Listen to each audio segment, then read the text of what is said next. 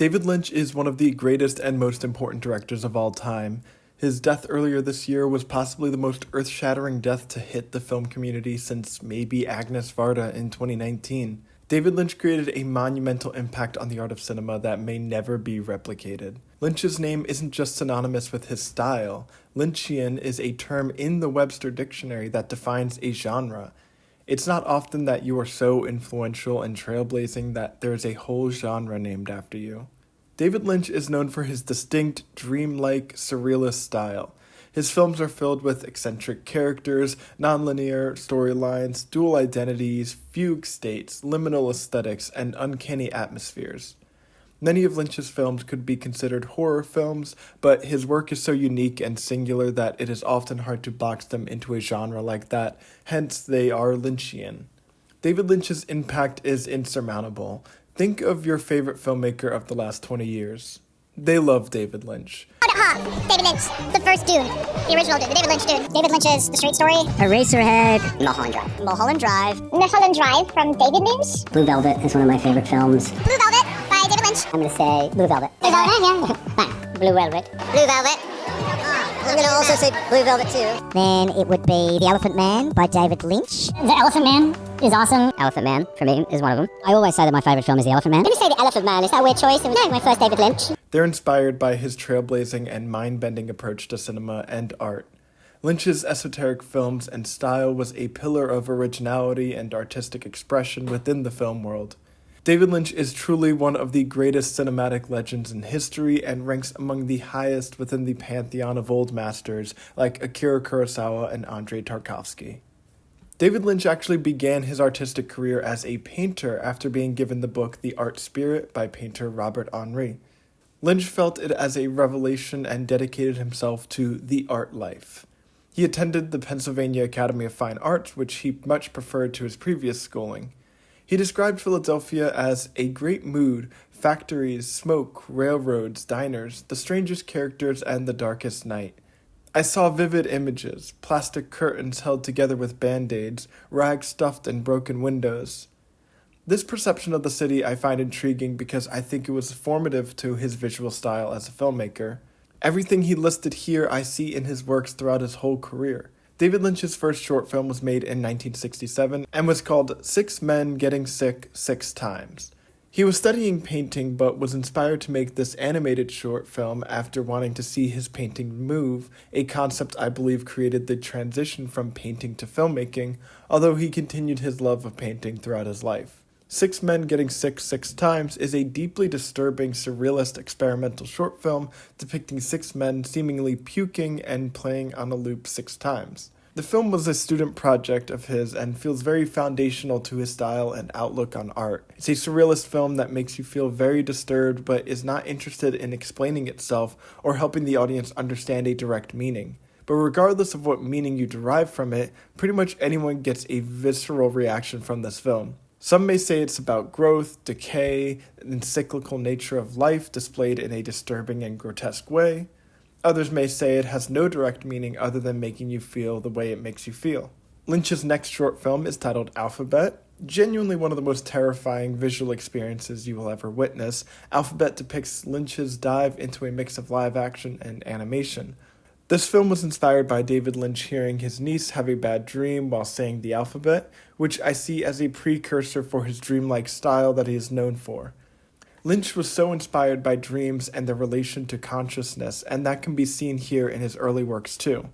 Lynch would follow this up with more disturbing short films like The Grandmother, a short about a boy who grows a grandmother to take care of him. The darkly surreal imagery and themes of strained relationships between family members are prevalent in his other works as well, specifically his feature film debut, Eraserhead. Something that strikes me about his early films is how he already had such a grasp on the art form.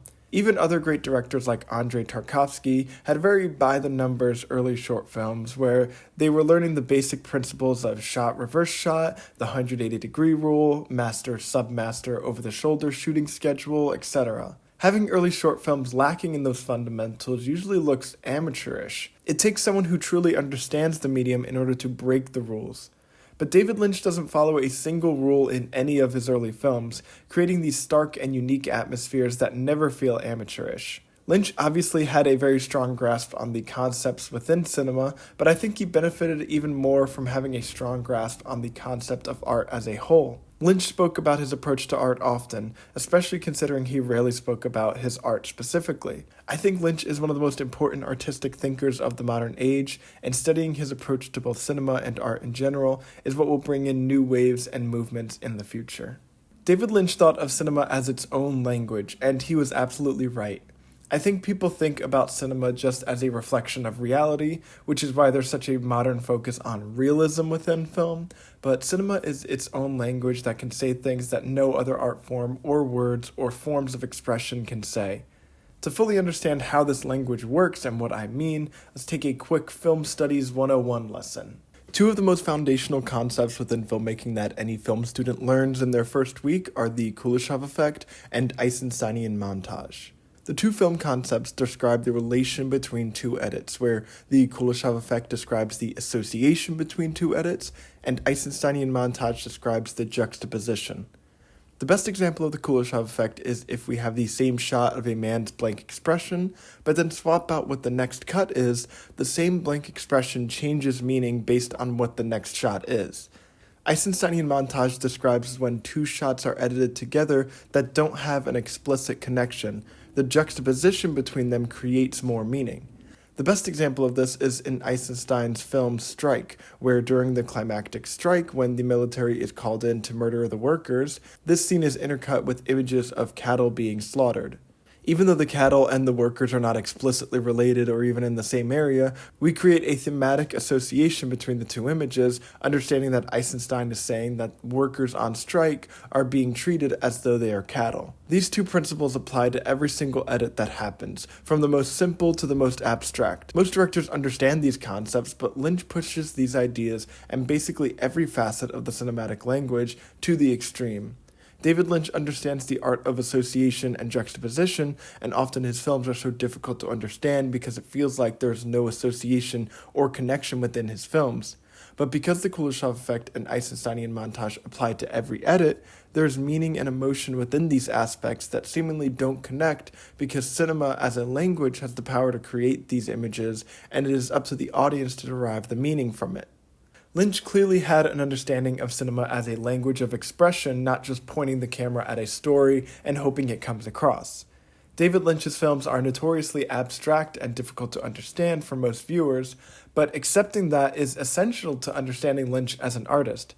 Not only are his films difficult to understand, but Lynch himself rarely ever gave any hints as to what the meanings of his films are. Believe it or not, Eraserhead is my most spiritual film. Mm-hmm. Elaborate on that. No, I won't. Lynch had this approach of never explaining the meanings of his films because he believed in the personal interpretation and relationship with art. Each person watching a film or really engaging in any sort of art is going to have a different reaction and understanding. Since his films are more abstract and lack easily digestible associations between his ideas, that means the meanings and emotions must derive from each individual viewer. Lynch also believed that it was impossible to put a film into words because once you talk about it too much, it becomes expressed in words rather than in cinema, and thus it's not the same thing. He famously said, "The film does the talking." This approach to being an artist shows his understanding of art on a deeper level. His approach to art is one of self-expression and individual interpretations. Every person watching his films will feel something different and find new meaning based on their own life experiences and personal connections to the material. Lynch understood the ability of art to express unexpressible ideas. Because sometimes words aren't enough to express something. Saying, "I'm sad" might be true, but it won't capture the deeper, specific essence that you want to express. So a poet might say, "The light within me has been blown out." This is saying the same thing, but expressing it in a more powerful way using the art of poetry and language. But that's not the only way to express it. Maybe the light metaphor doesn't capture it the way you want to express it. Maybe you need to see a painting to feel it. Maybe this painting fulfills that expression in a way that words can't. Oftentimes, words alone are not enough to get across how we feel, especially since language is just sounds that we use as an attempt to derive meaning from the word, but are not concrete things. Sometimes even these tangible, quote-unquote, realistic paintings don't do it justice. That is where the abstract comes in. Odd expressions of the artist that seem to have no connecting ideas or logic to them, but in a world that seems to lack logic, and when you feel emotions so complex and particular that the normal understanding of the world doesn't conform to that emotion, abstract art can become that outlet. David Lynch does this with cinema. If you want to express problems within the Hollywood industry, you could have a film about an actress being taken advantage of. Or you could make Mulholland Drive. I think these foundational approaches to art being an abstract expression of emotion and consciousness is essential for exploring Lynch's cinema. One of the reasons why Lynch's films are hard to grasp sometimes, and this goes for a lot of art house cinema in general, is non sequiturs. Cinema is its own language that even the average viewer has an unknown understanding of. You don't need to have taken a film class to intrinsically understand the Kuleshov effect, just like you don't need to take an English class to understand what a dependent clause is. From years of speaking and listening to English, you just understand how it works even without being able to explain it. And from years of watching movies, the same principle applies. Non sequiturs are things that break our understanding of the language of cinema. Essentially, they are when there is a new scene or shot that does not relate to the previous. In Einsteinian montage, this makes sense with the cow slaughter and the workers' slaughter. However, what if you try to find a connection that doesn't exist? What if you're watching Twin Peaks and there's randomly a horse in the middle of the house and then disappears and is never referenced again? When there is seemingly no connection, that is a non sequitur, and it is the aspect of certain genres of cinema that makes them so confusing and sometimes frustrating to watch. We expect the cinematic language to work fluidly. There is setup and payoff in the script. Every line is building character or progressing the plot. Every time there is a close-up shot, it shows us something important. But when these rules are broken, our understanding of the cinematic language can't cope with it. So what does any of it mean? Why would anyone put non sequiturs in a film? Well, as David Lynch puts it succinctly, I think I love ideas. I like a story that's got some concrete, structure, but also holds abstractions. Life is filled with abstractions, and the way we make heads or tails of it is through intuition. And so people get used to a film that pretty much explains itself 100%. And they kind of turn off that, beautiful thing of intuition when they're looking at a film that has some abstractions. And some people, on the other hand, love these abstractions, and it gives them room to dream. An abstraction, to me, is a thing that cinema can say. And it's so beautiful, for me anyway, to think about these pictures and sounds flowing along together in time in a sequence, making a thing that can only really be said in cinema. It's not words, it's not just music, it's a whole bunch of things coming together and making a thing that didn't exist before. And that's what I really love about it. sometimes there are things that just cannot be expressed in the standard cinematic language. The only way to express it is by having a horse show up in the middle of the house for some reason. But that is why it is said that you shouldn't try to understand a Lynch film, you just feel it. After making his experimental short films, Lynch released his first feature film, Eraserhead, in 1977. Eraserhead is a film about a man who has to care for his child, who has some deformity that makes him look like a creepy alien lizard thing. Like with most of Lynch's work, it's hard to explicitly state the film's themes, but most would agree that the main theme of Eraserhead is anxieties about fatherhood. This can be seen from Lynch's personal life since he recently had a child as well. Eraserhead also drew on Lynch's experiences in Philadelphia, as the film has this industrial urban landscape and unnervingly factory-esque soundscape drawing throughout the entire film.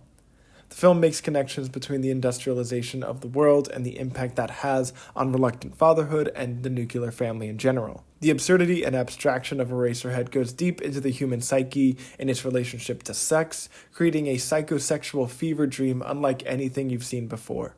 Eraserhead premiered to confused and mixed reviews, mostly due to its odd and transgressive nature. Some people were blown away by the film, hailing it as a trailblazing masterpiece, while other critics thought it was unnerving garbage and so it wasn't selected for screenings at the Cannes Film Festival. Despite the mixed response from mainstream critics, Eraserhead blew up in popularity as a midnight movie.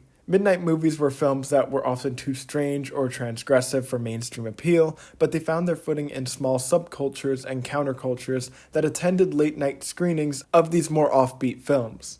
This created a cult following for many of these films, some of which now have mainstream success, like the Rocky Horror Picture Show. As it gained popularity in the cult midnight movie scene, it caught the attention of filmmaker Mel Brooks, whom most people know as the creator of parody films and plays such as Spaceballs, Blazing Saddles, and The Producers. Seems a bit surprising that Mel Brooks, who seems so different from Lynch, would gravitate towards Eraserhead, but Brooks would go on to be the executive producer of Lynch's next film, The Elephant Man. Brooks actually remained uncredited as a producer so that the audience wouldn't assume The Elephant Man would be a comedic film that Brooks is known for, which I appreciated because The Elephant Man is very different from Brooks's work. The Elephant Man is often considered one of Lynch's more straightforward films. The film lacks most stereotypical Lynchian aspects like non sequiturs or elaborate dream sequences and surrealism. Rather, The Elephant Man is a grounded film about John Merrick, a man with a deformed skull who is taken from a freak show by a surgeon. The Elephant Man is one of the most deeply tragic and beautifully somber films ever made. Despite it lacking the classic Lynchian iconographies, this film encapsulates Lynch's empathetic approach to life and art. I think sometimes people become lost within Lynch's eerie and sometimes disturbing style that they forget his films are deeply human and full of love and empathy. Since The Elephant Man is a more straightforward narrative, it is very apparent here. After The Elephant Man, David Lynch would go on to direct what is widely considered his worst film, the film adaptation of Frank Herbert's novel, Dune. Riddled with studio interference, Lynch not having final cut, and a book that is notoriously hard to adapt, Dune was almost set up for failure. While I don't consider Dune a failure at all, it definitely is Lynch's weakest feature film. The main issue with Lynch's Dune is that it struggles with exposition, having to rely on ham-fisted narration to contextualize the crazy events of the film, as well as the too short runtime causing the second half of the film to become very, very rushed. David Lynch's Dune is an adaptation of the same story as Villeneuve's two Dune films crammed into one. Despite these issues though, Dune still has a bit of a cult following. Since Lynch doesn't have full creative control of the film, it lacks certain aspects of his Lynchian style, but still has his influence deep within it. The unique character designs and interesting and odd atmosphere make it a highly original and still enjoyable experience despite its flaws. Dune also marked the first collaboration with Kyle MacLachlan, a partnership that would continue with Lynch's most popular and successful works. Lynch got back on the saddle with his next film, Blue Velvet, which is a common favorite among Lynch fans. Blue Velvet has much more Lynchian influences and feels much more artistically singular. Blue Velvet also stars Kyle MacLachlan and Laura Dern, who would continue their ventures with Lynch in his later films as well. Blue Velvet is the story of a young man who finds a severed ear on the ground and brings it to the police. The police investigate, but Jeffrey wants to investigate for himself, uncovering the dark side of suburbia in the process. Blue Velvet perfectly encapsulates Lynch's magical realist style, having this pristine suburbia while also having something strangely off-putting about it. But it's hard to explain exactly what's off-putting until the crazy aspects of the film actually start. Blue Velvet is a display of the facade that is suburbia. The perfectly crafted lawns and picket fences are a mask to hide the dark underbelly of human behavior. Blue Velvet was a much better success than Dune and helped elevate his career. The themes of Blue Velvet, I feel like, almost act as a precursor to his next project. Lynch's next big venture was actually into television rather than film. Him and Mark Frost created the now iconic show Twin Peaks, which aired in 1990. Twin Peaks is a show about the titular small town in Pacific Northwest that is docile, small, and simple. But when the body of Laura Palmer, one of the local high school girls, washes up on shore, an investigation brings out the eventful and often disturbing side of this small town. Twin Peaks is widely regarded as one of the greatest shows of all time. With a huge ensemble cast of odd, funny, tragic, and eccentric characters, everyone can find something to latch on to in Twin Peaks. The show from a narrative perspective is obviously a crime show with a murder and investigation, but the tone of the show is a unique blend of campy and eeriness that is a blend of horror tropes and soap operas, which allows the show to portray some of the widest extremes of human emotions. The characters of Twin Peaks are very eccentric, such as Log Lady, who talks to a log she carries around, to Andy, the lovable but quirky and naive deputy, to Special Agent Dale Cooper, the FBI agent with a love for pie and coffee. But what I love so much about Twin Peaks is that these eccentricities can be used for comedy, but never at the expense of these characters. It doesn't feel like we are fully making fun of them for their weirdness, but rather laughing alongside them. Like I said with The Elephant Man, David Lynch is known for his confusing and creepy style, but at the heart of it is raw empathy, and Twin Peaks is one of the most beautifully empathetic shows ever made. During the release of Twin Peaks in 1990, David Lynch directed his next feature film, Wild at Heart, starring Laura Dern and Nicolas Cage. Wild at Heart is an incredible blend of a road movie, romance, and crime drama. It doesn't have as many confusing Lynchian aspects, but still has Lynch's eccentricity. Cage and Dern were perfectly casted as Sailor and Luna, bringing the right amount of absurdity and comedy to the role without going too over the top. Wild at Heart, I fear, is often overshadowed by Lynch's masterpieces, but it is one of the wildest rides you'll ever watch, and I love it dearly. Look like a clown in that stupid jacket. This is a snakeskin jacket. And for me, it's a symbol of my individuality and my belief in personal freedom. Wild at Heart strangely won the Palme d'Or at Cannes and was booed by some of the crowd, including famed film critic Roger Ebert, an outspoken hater of Lynch's films. Despite being booed, I think Wild at Heart has had a more recent resurgence of popularity, probably because of its young and wild vibe that will appeal to the younger generations more anyway.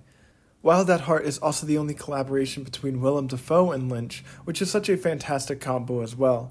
Dafoe gives a skin-crawlingly evil and disturbed performance here. Wild at Heart is probably Lynch's most fun film, and one that is endlessly rewatchable. After Wild at Heart, Lynch's next film was a prequel film to Twin Peaks titled Twin Peaks: Fire Walk with Me, a film that I would consider easily top 5 films of all time.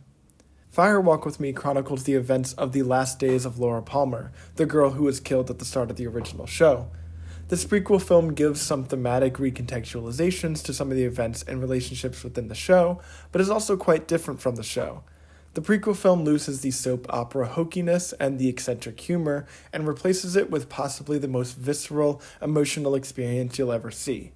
Twin Peaks: Fire Walk with Me is a straight-up horror film, chronicling the tragic abuse and death of a girl the town always said they loved. Cheryl Lee, who plays Laura Palmer, gives easily one of the greatest acting performances of all time. You will never experience a film reach into the deepest parts of your soul as Fire Walk with Me. It delves into the darkest expanse of human emotion and demonstrates the extreme emotional power that cinema has, and only David Lynch could pull this off.